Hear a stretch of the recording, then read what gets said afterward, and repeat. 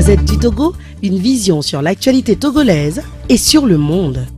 L'actualité sociopolitique dans notre pays, le Togo, suscite toujours et encore des réactions et la crise s'enlise davantage du côté des deux protagonistes, notamment la coalition des 14 et le parti présidentiel UNIR.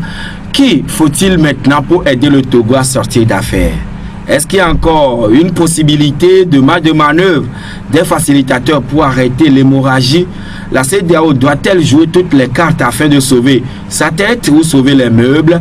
En tout cas, nous avons invité ce matin un acteur de la société civile, mesdames et messieurs, pour nous aider à comprendre et aussi avoir les pistes de solutions par rapport à la crise que traverse notre pays, le Togo.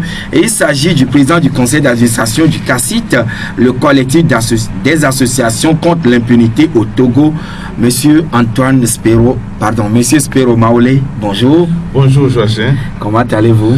Dieu est grand, je vais bien. Ah d'accord. On ne vous entend plus tellement ces derniers moments ou ces derniers temps. À quoi cela est dû au niveau du CACIT?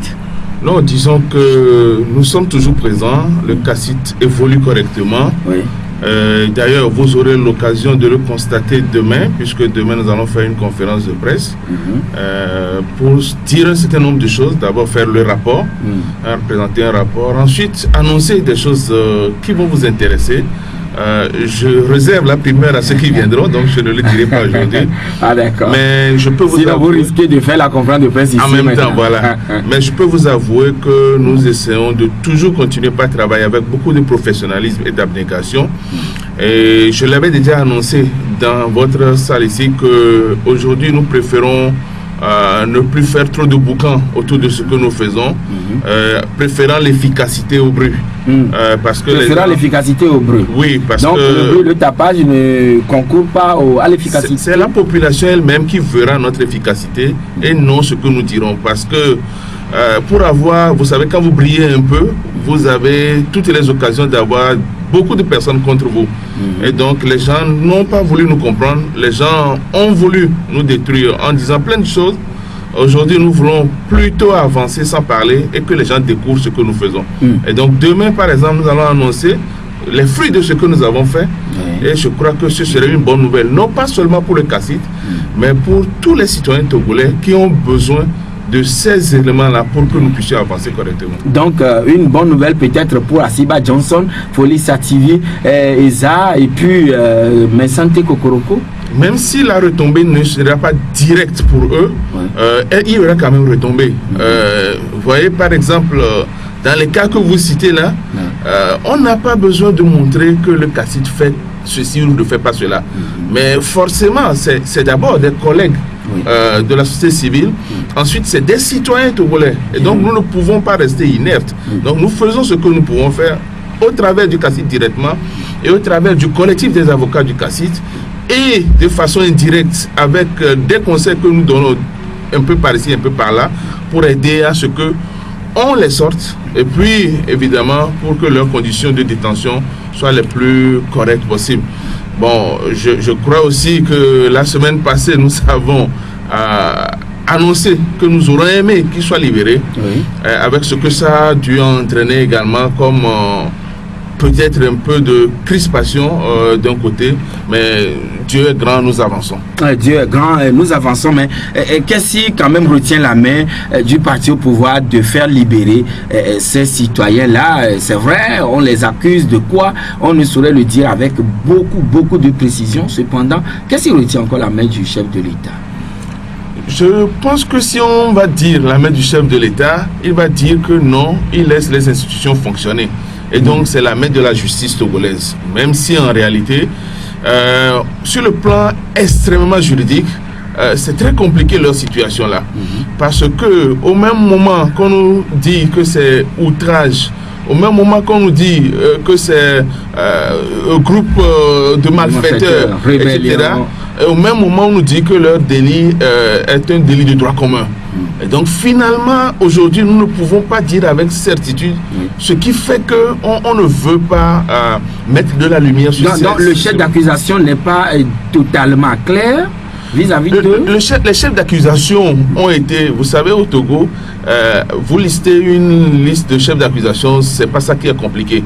Et surtout que nous l'avons dit un moment, il y a certains articles du Code pénal qui sont des ouvertures aux magistrats de faire des interprétations qui parfois peuvent être malheureuses, à dessein ou par erreur, on ne sait jamais. C'est pour ça que, par exemple, on peut vous lister 5 à 6 chefs d'accusation pour vous seul, et dans tout ça là, vous ne vous retrouvez pas véritablement, mais vous serez quand même en prison. C'est vraiment dommage. C'est pour ça que quand les gens ne veulent pas qu'on règle le problème de la justice, le problème du code pénal, etc., faisant comme si eux ils ne peuvent pas passer de l'autre côté, ça m'inquiète. Alors, ça, la justice travaille avec diligence sur ce terrain. On dirait peut-être un terreau fertile pour la justice. Cependant, 2 parutions de ce matin écrivent, je vous donne lecture de ces articles. Incapable de traquer les criminels économiques, Raplicia de Wiao s'offre une promenade de santé et de gaspillage à travers le Togo. Ça, c'est le correcteur qui l'a écrit. Du côté de Liberté, à quotidien privé, on écrit toujours par rapport à la lutte contre la corruption, ce qui suit 50 millions de francs CFA pour du folklore, les corrompus absous. Pourquoi la justice n'agit ou n'interagit pas avec diligence par rapport à la corruption dans le pays? La catégorie de personnes que nous appelons les délinquants au col blanc, sont toujours, c'est des gens qui sont toujours difficiles à prendre. Vous savez que malheureusement, nous, dans notre lutte contre l'impunité, nous nous heurtons très souvent à certains problèmes liés à la classe sociale de certaines personnes qui sont considérées comme des intouchables. Ah oui. Et ça, malheureusement, ça dénote que notre pays a une gouvernance qui n'est pas transparente. Vous voyez, normalement, il y a eu plusieurs situations dans lesquelles l'État devrait, de façon, l'État, que ce soit le gouvernement ou une commission de l'Assemblée, devait se saisir, s'auto-saisir et prendre des décisions qui sont fermes. Vous voyez, il y a 1 semaine et demie à peu près, où on a parlé des produits médicaux périmés qui ont été utilisés au CHU. Mais jusque-là, on fait semblant de ne rien voir. Prenez... c'est des vies humaines qui sont en jeu. Oui, prenez les investigations des journalistes qui ont montré ce que nous avions appelé le Wassem Gate. Oui. On n'a rien vu venir jusqu'à aujourd'hui. Prenez la route Lomé-Fogan, qui n'a jamais été achevée, mais pourtant on nous a toujours dit qu'il y a de l'argent qui était sorti. Rien n'a été fait. Donc finalement, on comprend les... et les 600 millions au niveau de la CAN, de la CAN. Volatilisés. Et surtout qu'avant la CAN, le premier ministre de l'époque avait assuré que lui-même sera le garant de la comptabilité. Aujourd'hui, rien. Voilà suffisamment de situations qui font dire que la justice togolaise, malgré... C'est vrai qu'il y a un travail qui se fait, hein, quand vous voyez par exemple le Conseil supérieur de la magistrature qui a même sorti des petits bouquins pour apprendre aux justiciables qui est en divulgation actuellement. Mais on a enlevé la lutte contre la corruption pour en faire une commission particulière. Et donc normalement, en dehors de la Cour des comptes, on doit s'attendre aujourd'hui à avoir un pays propre en termes de détournement. Mais je n'apprendrai rien à personne que nous avons trop de détournement des deniers publics, notamment même l'utilisation, de façon très simple, même l'utilisation des véhicules RTG à tort et à travers est un problème. Mais personne n'en parle et on ne punit personne. Donc l'utilisation des véhicules, des voitures officielles doivent être aussi contrôlées. Mais c'est contrôlé. Il y a une époque où on a vu des policiers arrêter les RTG qui circulent les dimanches et les samedis pour voir s'ils ont des documents officiels de mission. Cette affaire a cessé. Et aujourd'hui, les gens utilisent les RTG pour amener la famille à la messe. Et donc, on ne comprend pas exactement. Pour amener la famille à la messe. Mais oui, on les voit à l'église. Moi, j'ai vu hier RTG au niveau de Canal Olympique. Toute une famille qui en descendait hier vers 16h. Hier vers 16h. J'ai vu RTG, ça m'a étonné. Bon, peut-être qu'il a une autonomie de fonctionnement qui lui permet... Mais ailleurs... Finalement, Monsieur Spero, est-ce que l'État a encore les coups de franche de traquer, de sévir et de faire discipliner Monsieur Tout-le-Monde? Mais normalement, oui. Normalement, puisque nous payons des impôts pour que l'État ait les moyens de le faire. Si l'État a les moyens de pouvoir contraindre les citoyens à ne pas faire des manifestations publiques, pourquoi l'État n'aurait pas les moyens pour arrêter ceux qui ont volé?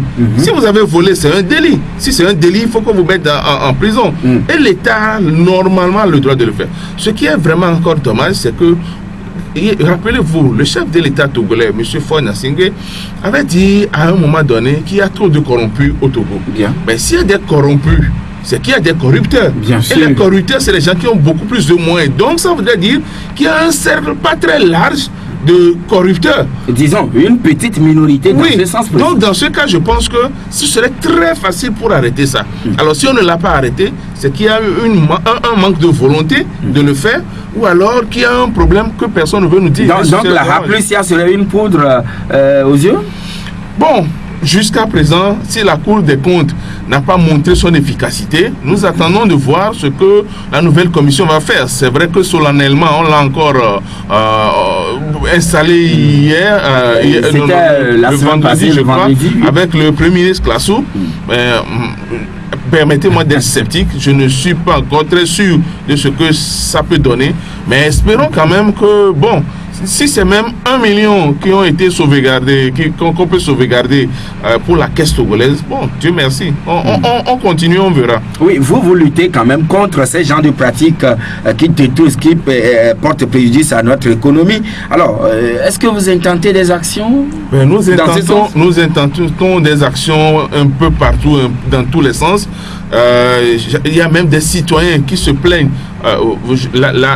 parfois contre la justice elle-même. Vous voyez par exemple un justiciable qui a eu gain de cause au tribunal, à la cour d'appel, à la cour suprême, mais c'est le juge d'exécution qui ne veut pas exécuter la sentence. Le gars est venu se plaindre, nous sommes en instance, nous continuons pas à défendre les gens, mais j'avoue que c'est assez difficile. Ce qui rend encore la chose alors qu'on nous dit que les institutions sont indépendantes et qu'elles sont fonctionnelles. Mais nous sommes parfois obligés de quitter le Togo pour aller à la cour de la CEDEAO. Nous avons même été à la cour de l'Union africaine. Et nous sommes en train de voir comment, dans quelle mesure, nous pouvons même saisir des juridictions occidentales pour que parfois on mette la pression, pour qu'on soit obligé d'attendre les gens quand ils vont partir, de pouvoir les saisir, parce qu'il y a une compétence universelle dans certains pays comme la Belgique, l'Espagne, qui peut nous être utile. Et donc nous attendons d'utiliser tous les instruments possibles pour que les citoyens... Oui, mais je reste toujours sur ce volet de détournement des données publiques. Alors, M. Spero, on s'en souvient bien au Bénin, récemment, il y a eu quand même de malversations par rapport à la CAN des U17 au Bénin, et très rapidement, la justice s'est imposée et des tout-puissants, des seigneurs au niveau du football béninois ont été très rapidement mis au neuf. Personne n'est parfait, ça c'est clair. Et le président Talon commet des erreurs, ça c'est clair. Mais il faut quand même remarquer qu'il est en train d'assainir un certain nombre de situations et c'est tout à son honneur.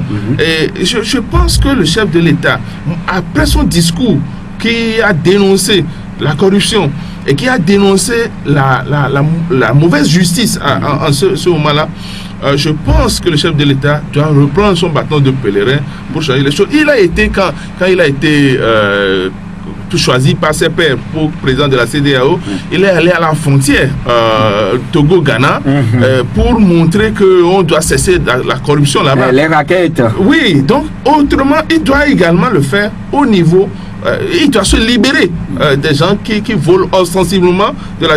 Ce n'est même plus des choses cachées maintenant. Vous voyez des gens circuler, si vous prenez un ministre, on suppose même qu'on lui donne 2 millions par mois comme salaire. On suppose même qu'il ne l'utilise pas, qu'il a d'autres moyens de subsistance. Donc 2 millions cash. Si vous faites 2 millions x 12, ça fait 24 millions. En 5 ans, il ne peut jamais devenir milliardaire. Comment on peut expliquer qu'il y a beaucoup de milliardaires au Togo, mais que la Cour des comptes ne fait rien pour voir si la gestion est opportune ou pas? Peut-être l'inspection générale aussi ne travaille pas bien. Est-ce que les gens ne travaillent pas bien ou les gens n'ont pas les moyens de dénoncer ce qu'ils font et de procéder à des règlements judiciaires. Oui, mais parfois, est-ce que la casquette ou la couleur politique ne s'immisce pas dans cette affaire et ce qui empêche les gens d'avoir cette propension de bien travailler? Il y a deux possibilités. Il y a d'abord la casquette politique peut-être. Il y a également une autre casquette qui devient très dangereuse pour notre pays, c'est la casquette sectaire. Les gens sont dans des groupes tels qu'on ne peut pas s'auto-dénoncer. Et donc, on continue, et c'est ces groupes-là qui regentent nos pays maintenant.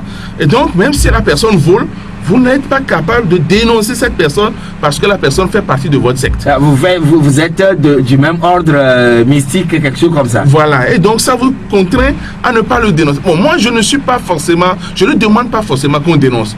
Au moins, demandez à la personne de ne plus voler. Et ce que la personne a volé, ça sert plutôt à la communauté. Vous avez des gens qui passent leur journée, parfois vous allez chez eux, on ferme toutes les portes et on sèche de l'argent. Pendant que dans le même temps, la seule institution qui semble bien fonctionner au CHU de Tocoin, c'est la morgue.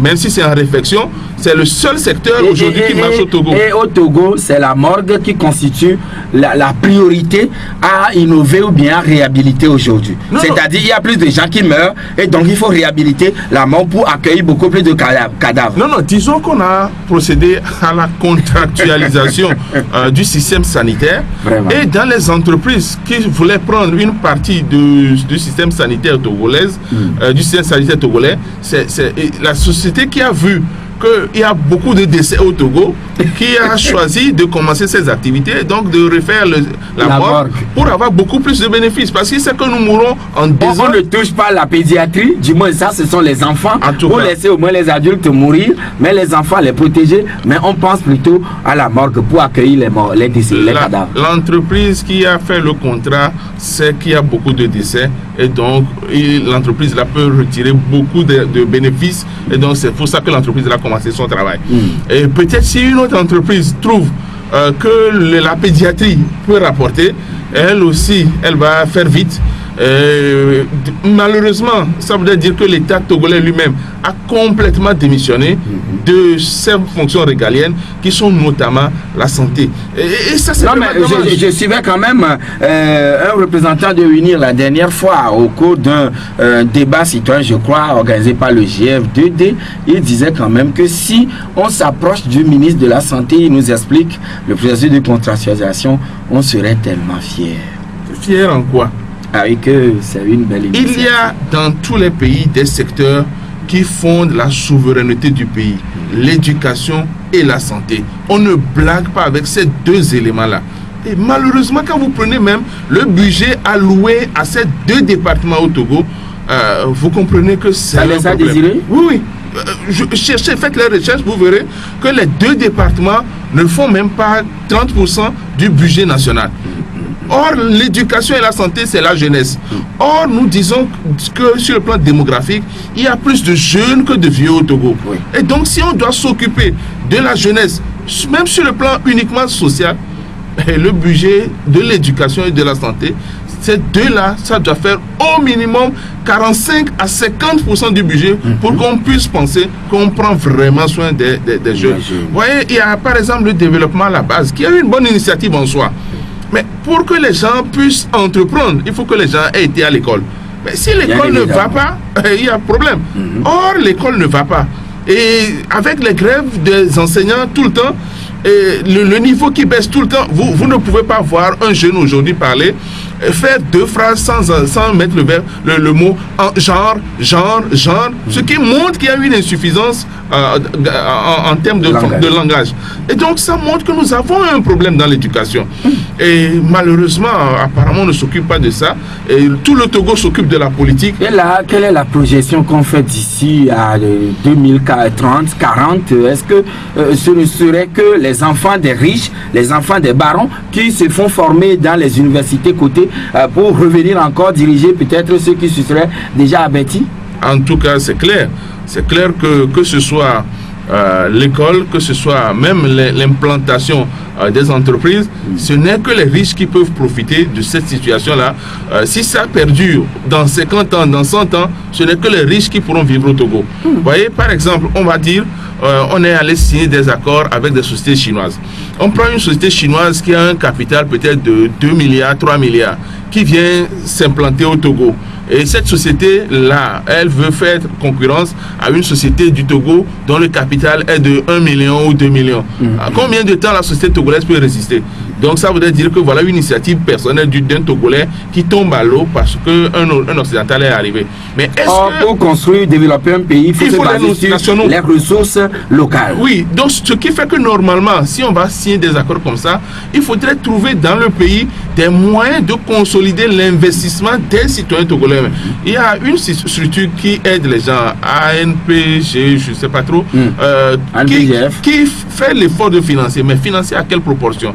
Ce n'est pas en donnant 1 million, 2 millions que les gens peuvent faire, mais malheureusement elle ne fait que ce qu'elle peut. Donc il faudrait revoir complètement la structuration de ces choses-là pour que franchement le Togolais puisse être à l'aise. Ce faisant, ça pourrait lutter efficacement contre la pauvreté et le chômage des jeunes. En tout cas, ce serait un bon début.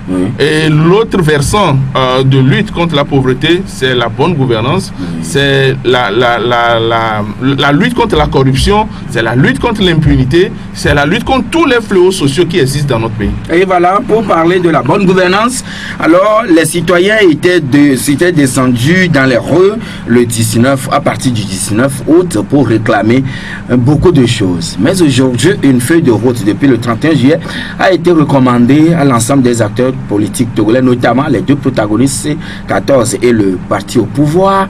C'est la première fois que nous vous recevons ce matin chez nous après la feuille de route de la CEDEAO le 31 juillet dernier. Du point de vue global, comment appréciez-vous la feuille de route de la CEDEAO?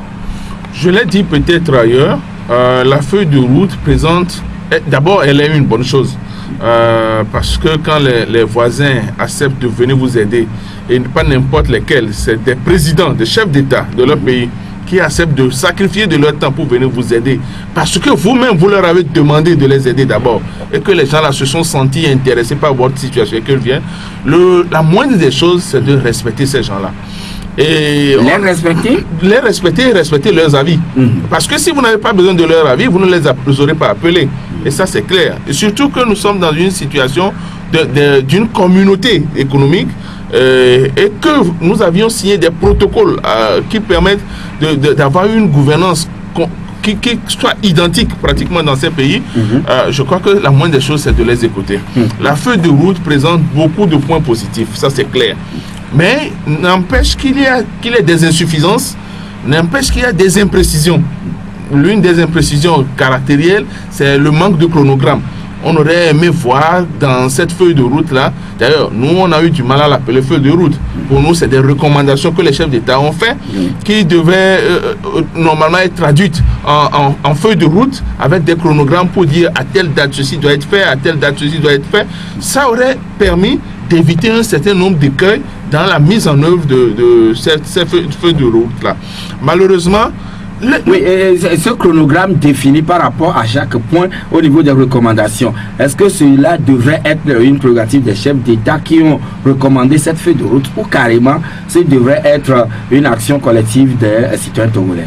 Non, c'est pour ça que je dis, normalement, on n'aurait pas dû appeler ça une feuille de route. On aurait appelé ça des recommandations des chefs de l'État. Et maintenant, il aurait appartenu, par exemple, à la CEDEAO, l'instance de gestion dirigée par l'Ivoirien, de prendre ça et d'en faire une feuille de route avec un chronogramme bien arrêté. Et ce chronogramme devait être pour tout.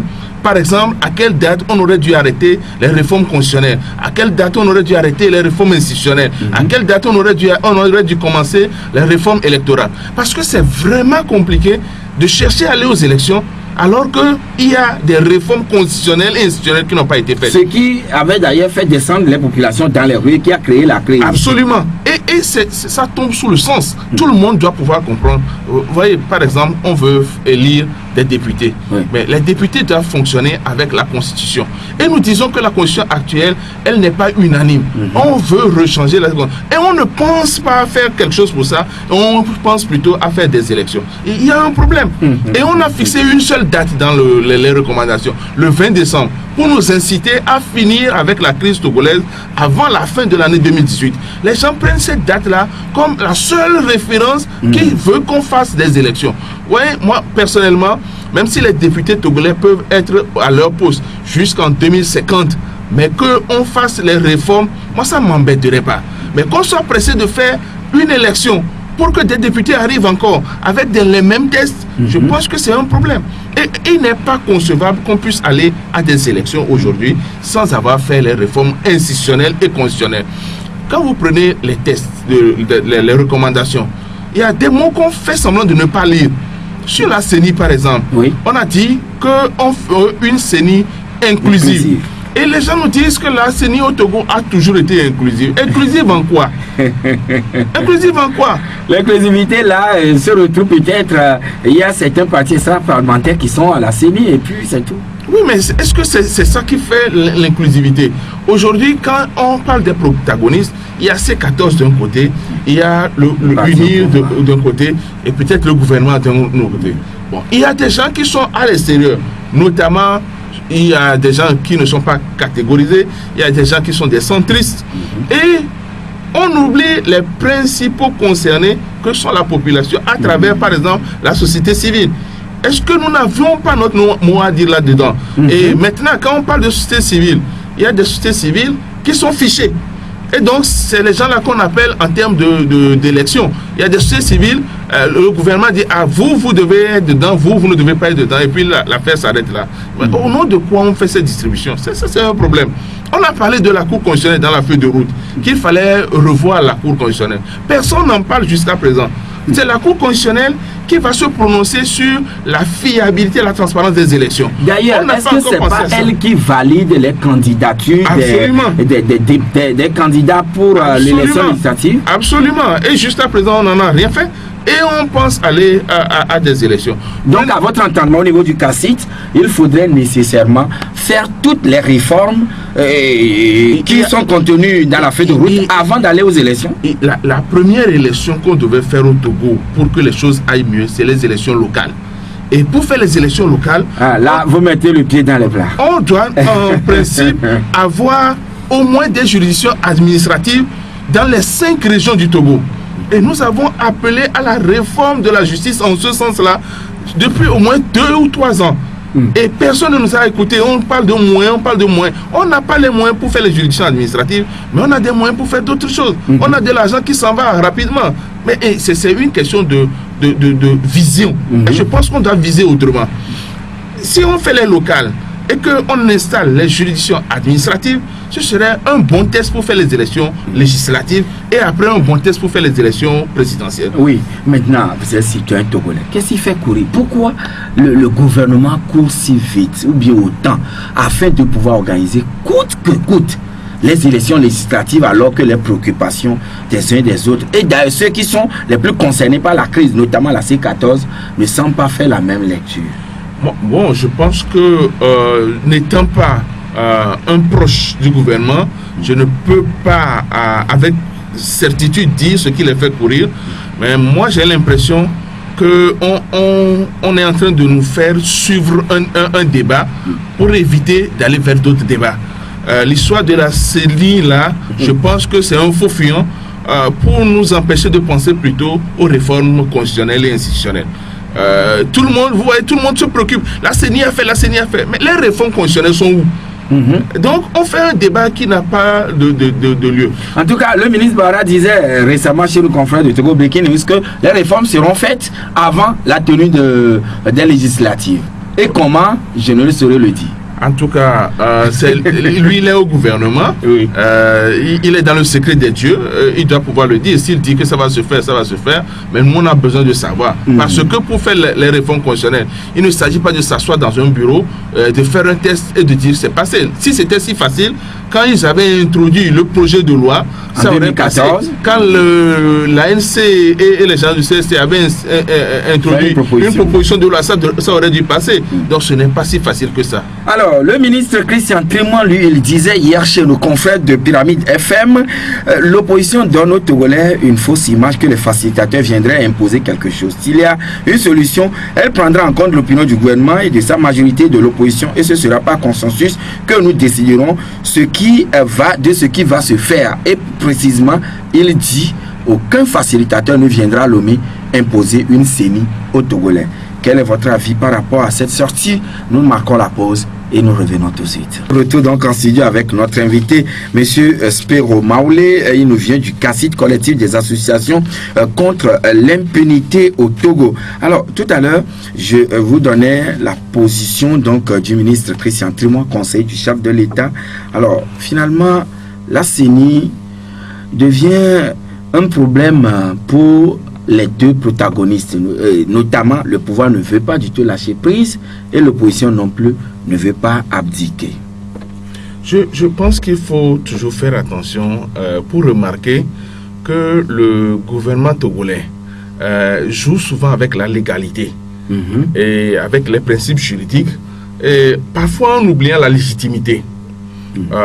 C'est vrai que aucun facilitateur, même si c'est Donald Trump qui est facilitateur dans cette crise, ne peut rien imposer au Togo. Donc la CEDEAO est incompétente alors? Pas incompétente.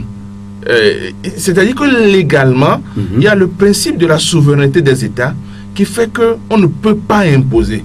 C'est pour ça que je disais une fois que même quand on fait appel à la CEDEAO, les décisions de la CEDEAO doivent être acceptées par le Togo pour que ça passe facilement. Le Togo peut accepter de devenir mauvais élève et refuser de faire tout ce qu'on lui aurait proposé au niveau de la CEDEAO, même au risque d'être mis à l'écart de la communauté. Ah bon? Le gouvernement togolais peut décider de le faire. Et être mis en quarantaine? Si le gouvernement togolais veut, on peut le faire. Tout comme le Burundi le fait vis-à-vis de la communauté internationale? Absolument, absolument. Donc ça, c'est la légalité. Mais ça ne donne pas la légitimité. Quel aurait été le sens de ça? Ça, c'est le problème. Mais c'est vous qui avez fait appel à la CEDEAO. Et pourquoi ne pas tenir compte de ces propositions? C'est ça la légitimité. C'est-à-dire que le Togo peut le faire. Mais quel aurait été le sens d'avoir fait appel à la personne pour ne pas appliquer? Et donc, on retrouve la même chose partout. Là, vous tournez en bourrique celui que vous avez appelé à la rescousse. C'est ce que j'ai appelé au début, qu'il faut un respect à l'endroit des gens que vous avez appelés pour régler votre problème. Et le Togo a toujours eu ce problème pour respecter les accords. Notez quand même que au-delà des accords politiques inter-togolais, on en a eu 26. On met ça de côté. Mais le Togo est l'un des pays, d'ailleurs, nous avons chanté pendant longtemps que c'est le président Yadema et Obasanjo qui ont créé la CEDEAO. Et la Cour de justice de la CEDEAO est un organe qui émane de cette initiative du président Yadema et Obasanjo. Cependant, nous avons eu des décisions de la Cour de la CEDEAO qui n'ont jamais été appliquées par le gouvernement togolais. Et pourtant, dans les tests de la Cour de la CEDEAO, il y a l'affaire l'affaire Pachanya Singbe, affaire d'un prévenu qui vous aurait saisi. Et donc, même affaire Boudrouna, etc. Donc ça montre que le Togo peut décider, peut-être à tort ou à raison, d'être un mauvais élève. Est-ce que les autres États, les autres pays aussi le font de cette manière? Je ne crois pas. En tout cas, je n'ai pas entendu ce genre de choses. Maintenant, il y a une chose, c'est que les Togolais ont en esprit ce qui s'est passé en Gambie, et on se dit que la CEDEAO va descendre pour imposer quelque chose au Togo. Mais la situation de la Gambie a été une situation exceptionnelle. On a fait des élections, le gars a perdu, il a reconnu, et maintenant il veut... Il avait votre face. Voilà. Donc cette situation-là montre que lui-même il a perdu de la légitimité en tout temps, et maintenant il ne peut plus chercher quoi que ce soit. Ce qui aurait été la même chose en principe au Congo, quand le mandat de Kabila était venu à expirer, il a perdu la légitimité, on aurait pu imposer quelque chose. Sauf que le Congo étant trop vaste et trop riche avec ses problèmes. Ici, le chef de l'État a un mandat qui va jusqu'à 2020. Donc, il est le chef de l'État togolais. Et donc, le président ghanéen, le président guinéen, le président nigérian, c'est ses collègues. C'est des collègues. On ne peut rien lui imposer. Mais quand même, l'autre avait dit que nous ne sommes pas dans un syndicat de chefs d'État. Oui, mais on ne peut rien lui imposer. Ah bon? C'est dans son bon sens. C'est pour être mieux à l'aise parmi ses homologues que lui-même qui les a fait et qui leur a fait appel, il doit respecter ce qu'on lui aura proposé. Vous voyez, c'est pour ça que quand les chefs de l'État arrivent au Togo, comme en tant que facilitateur, à un moment donné, quand les choses sont bloquées, on lui fait appel. Et il vient. Il ne vient pas pour recevoir des ordres, mais il vient pour qu'on discute et qu'on lui fasse comprendre le bien fondé des décisions qu'il doit prendre. Ça aussi, il faut que le Togolais l'ait en tête. Il ne faut pas penser que Bouhari, parce que le Nigeria est vaste, va donner un ordre à Faure Gnassingbé. Non, il ne peut pas lui donner un ordre. Il va lui donner ses points de vue. Et normalement, lui, dans l'intérêt de sa population togolaise, c'est lui qui doit faire les choses correctement. Le chef de l'État seul? Le chef de l'État et tout le gouvernement. Oui, c'est pour ça que moi j'ai appelé, au lendemain des recommandations, j'ai dit, maintenant les recommandations sont là. C'est des pistes. Il appartient au chef de l'État togolais de mettre en application tout cela. Et malheureusement, ça ne se fait pas. Jusqu'à ce jour, nous n'avons pas encore suivi notre président de la République se prononcer par rapport à ce sujet. Il n'a rien dit là-dessus. Ni dans les interviews sur les médias internationaux, puisque au plan local, il ne le fait jamais. Et chose bizarre, le Premier ministre aussi n'a rien dit là-dessus. Aucun des deux dirigeants. Le Premier ministre pouvait recevoir des instructions de la part du chef de l'État et se prononcer. Absolument. Mais lui aussi n'a rien dit là-dessus. Ce n'est que les ministres qui parlent. Mais pour dire... les conseillers, il faut dire. Oui, mais il y a le ministre Bawara qui s'est prononcé également aussi, sur un certain nombre de choses. Donc, je pense que le ministre parle. Le ministre Boukpessi avait parlé dans le temps quand il y a eu RFI. Donc, vous voyez, les ministres parlent. Mais le Premier ministre n'a rien dit, le président de la République n'a rien dit. Et donc, finalement, on est dans une situation un peu bizarre. Moi, j'aurais pensé qu'au lendemain de ce truc-là, la première chose à faire, c'était de demander à ce qu'on fasse les mesures d'apaisement d'abord. Ça, on n'a pas besoin de... Et pourtant, on n'a pas fait les mesures d'apaisement et on continue pas à faire les arrestations. Heureusement qu'on a libéré les gens de Jaglé, les 7 qu'on a pris, on les a libérés le lundi. Je pense que c'est mieux. Mais il y a d'autres choses à faire. Bon, maintenant, en dehors de ça, on peut mettre sur pied rapidement une commission pour rédiger un avant-projet de la Constitution. Mais la CEDEAO, devant tout ça, elle s'obstine à faire envoyer des experts électoraux, des experts constitutionnalistes, et on nous dit d'ailleurs que le Sénégalais serait au Togo avec un CV, je ne dirais pas kilométrique, mais je ne sais pas, de Lomé, un CV de Lomé à Washington. Mais l'expert qui est en train d'arriver, c'est sur recommandation du comité de suivi. Le comité de suivi ne voit que la mise en œuvre réelle. Le comité de suivi n'est pas habilité à régler les contentieux du dialogue là. C'est les facilitateurs qui continuent. Et il y a un élément, et ça, l'ancien Premier ministre Agbéo l'a relevé, le dialogue doit continuer. C'est écrit dans les recommandations. Mais il n'y a pas de dialogue. Mais les deux protagonistes n'arrivent toujours pas à s'asseoir pour dialoguer entre eux, débattre des sujets préoccupants. Mais, et ce qui pousse la C14 à vouloir renouer encore avec la rue, et le gouvernement aussi va brandir son bâton pour dire, si vous faites ici, je vous mets en prison. C'est clair que les deux parties ne peuvent jamais s'entendre. Pour la simple raison que ce qui les divise, à mon sens, ce n'est qu'une seule chose. Est-ce que M. Faure Gnassingbé peut être encore candidat? Donc c'est le bout de phrase en aucun cas qui revient sous une forme ou sous une autre. Donc le problème aujourd'hui, c'est si Faure doit être candidat en 2020 ou pas. C'est ça qui détient surtout ce Je peux t'assurer, Joachim, que si ce problème est réglé, en moins de 24 heures, toute la crise togolaise peut être réglée.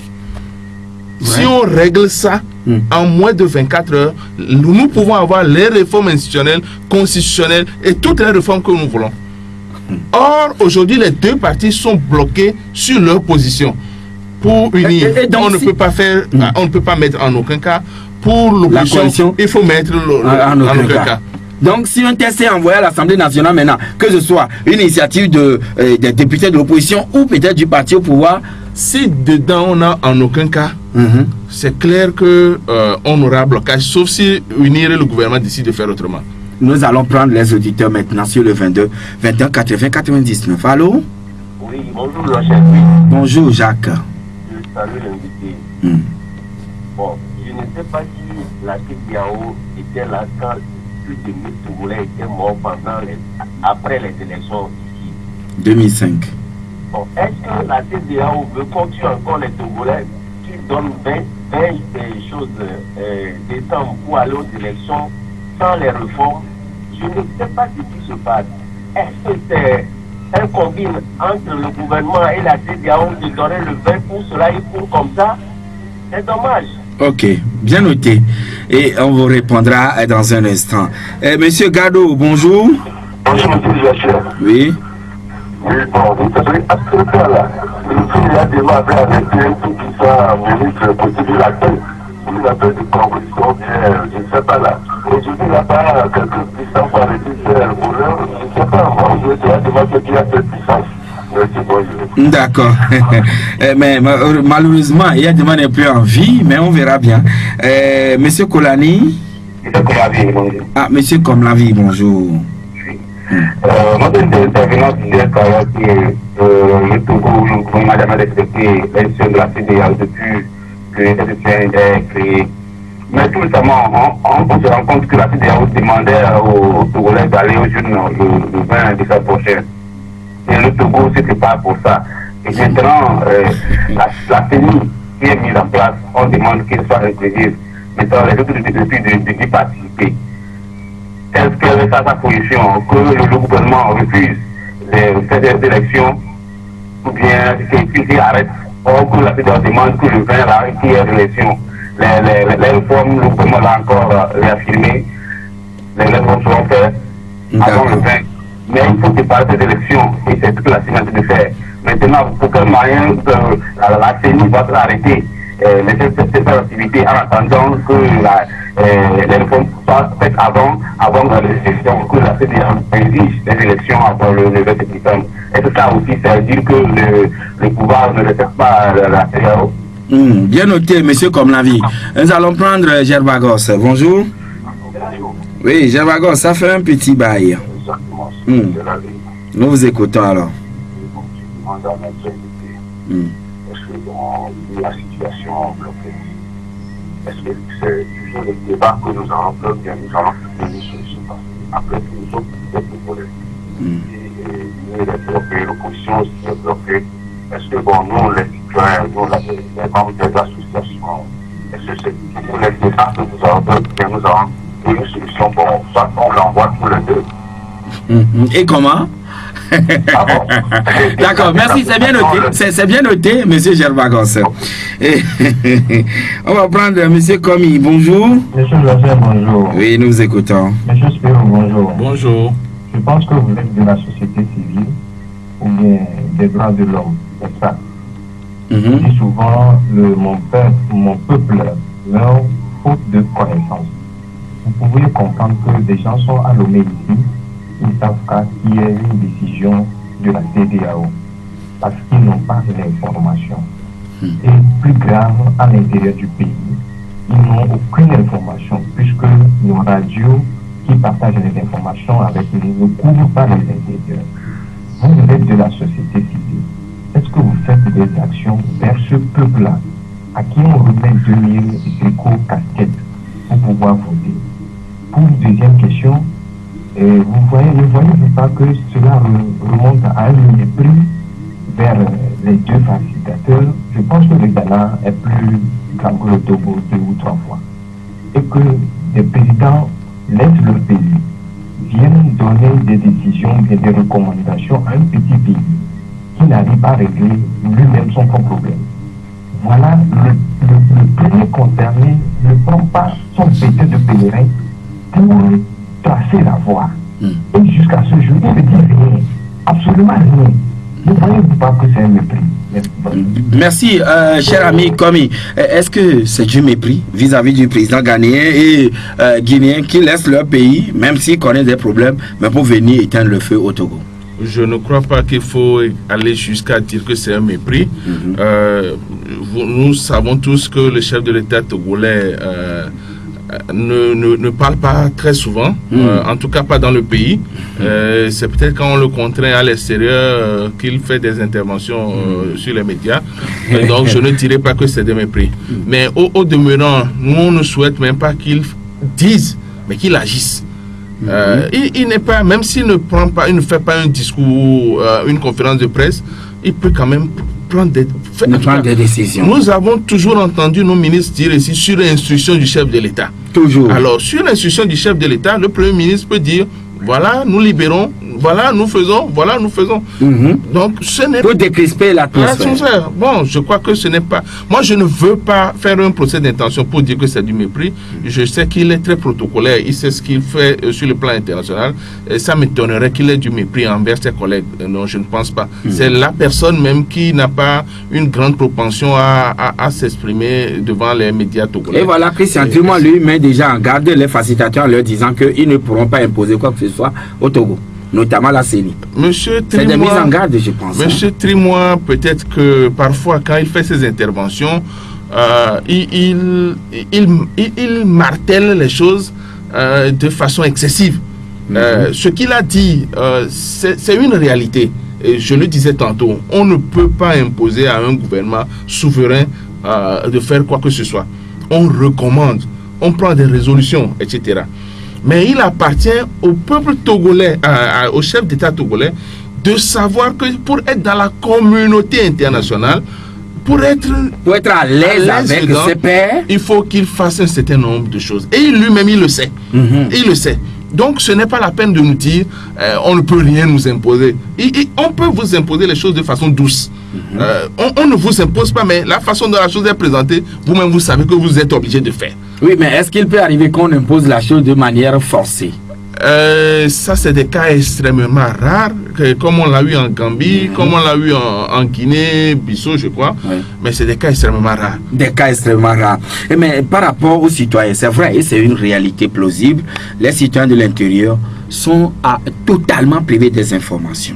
Et ce que l'auditeur a dit, c'est que le plus souvent, on s'en va leur donner 2000 francs pour pouvoir leur acheter la conscience, il faut le dire ainsi. Qu'est-ce que vous faites nous avons, par exemple, pour certaines informations, nous faisons des formations, des formateurs, dans toutes les régions. La dernière fois, nous avons fait encore une formation où on a fait venir les gens depuis Dapaon jusqu'à Lomé. Maintenant, il appartient à ces gens-là d'aller dans les hameaux pour donner les informations. Malheureusement, quand nous les formons, nous n'avons pas les moyens financiers pour leur permettre d'aller dans ces hameaux-là. Et donc, quand eux aussi retournent, ça reste dans un cercle citadin et ça ne va pas dans les villes. Et ça avantage qui? Ça n'avantage personne.